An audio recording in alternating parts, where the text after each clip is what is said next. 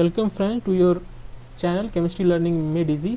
तो आज हम लोग क्वेश्चन नंबर 21 से 30 केमिस्ट्री पेपर गेट 2018 का सॉल्यूशन देखेंगे और इस तरह के क्वेश्चन को सीखने का ट्रिक जानेंगे। तो आइए चलते हैं।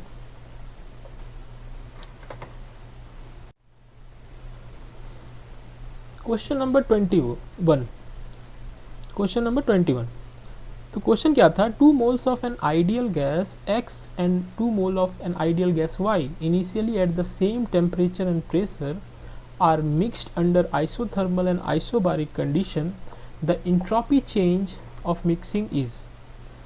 तो क्वेश्चन ये बोल रहा है कि आइडियल गैस X और आइडियल गैस Y को हम लोग मिक्स कर रहे हैं। दोनों का मोल्स दिया हुआ है आपको 2 मोल्स, और आपको कंडीशन भी बता दिया है कि constant same temperature pressure under isothermal isobaric condition. तो पूछा है कि आपका डेल एस ऑफ मिक्सिंग क्या होगा। तो आइए इसका सॉल्यूशन जानते हैं। तो इस तरह के सॉल्यूशन क्वेश्चंस को सॉल्व करने के लिए आपको ये फार्मूला याद होना चाहिए। ये फार्मूला क्या है, del S mixing is equal to minus R number of mole of X ln mole fraction of x plus number of mole of y ln mole fraction of y। तो आपको पता है नंबर ऑफ मोल आपको दिया हुआ है 2 moles, mole fraction पता ही है आपको, number of mole of solute और solvent divide by total number of solute plus solvent, ये फार्मूला पता है। तो चलिए हम लोग जो दिए हुए वैल्यू को पुट करते हैं। r का वैल्यू आपको दिया हुआ था 8.314, तो x का मोल और y का मोल 2 है, तो मैंने पुट कर दिया। मोल फ्रैक्शन के फॉर्म में इसे लिख दिया 2/4, क्योंकि 2 + 2 4 होगा, सॉल्यूट प्लस सॉल्वेंट। फिर ln को मैंने लॉग के फॉर्म में कन्वर्ट कर दिया। उसके लिए मैंने को 2.303 से मल्टीप्लाई करना पड़ा, और जब इसको आप सॉल्व कीजिएगा तो आपका जो आंसर आएगा दैट इज़ 23.05 जूल पर केल्विन। तो ये इस क्वेश्चन का राइट आंसर। तो हर समय याद रखिए, फ्यूचर में आपको कभी भी इस तरह के डेल एस मिक्सिंग निकालने का कोई भी क्वेश्चन आएगा तो आपको ये फॉर्मूला हर समय याद रखना है।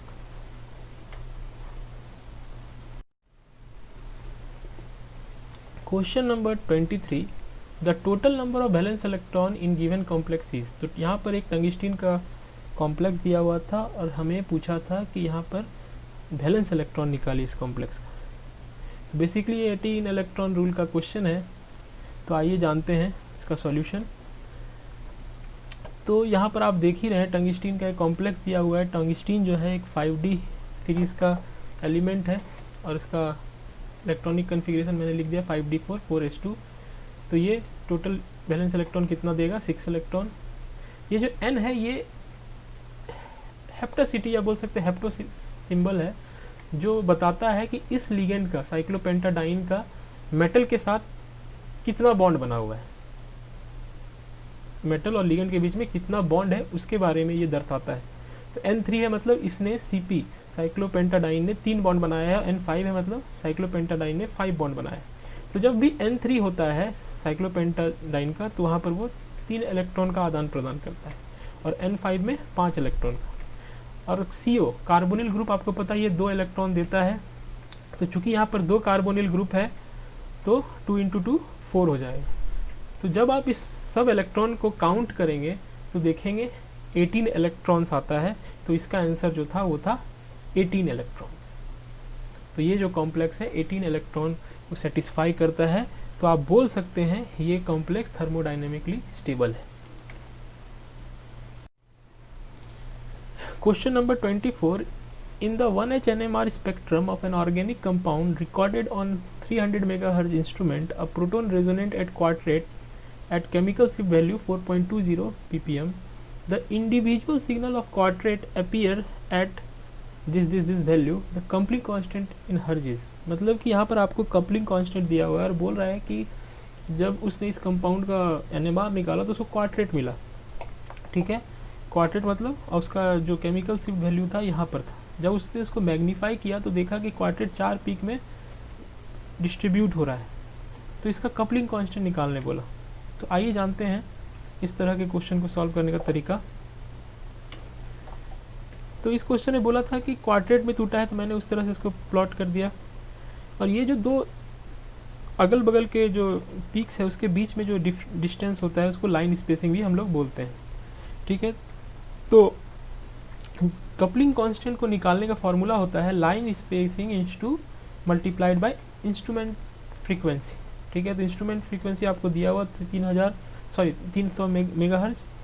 लाइन स्पेसिंग कैसे निकालेंगे, तो दो अगल बगल के लाइन को बेसिकली सब्सट्रैक्ट करना है, तो 4.19 माइनस 4.17 भी ले सकते हैं, या 4.23 माइनस 4.21, इसका जो वैल्यू आता है दैट इज़ 0.02। सिंपली अब इसको मशीन के इंस्ट्रूमेंट के जो फ्रीक्वेंसी है उससे मल्टीप्लाई कर देंगे, that is 0.02 multiplied by 300, that is यहाँ इसका जो कपलिंग कांस्टेंट का वैल्यू आएगा 6 आएगा।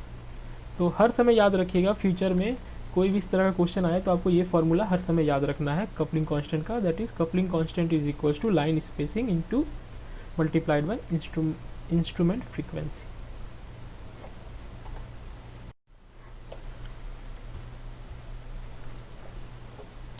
In the electron ionization mass spectra, methyl hexonate, methyl heptonate and methyl octanate give same basic peak.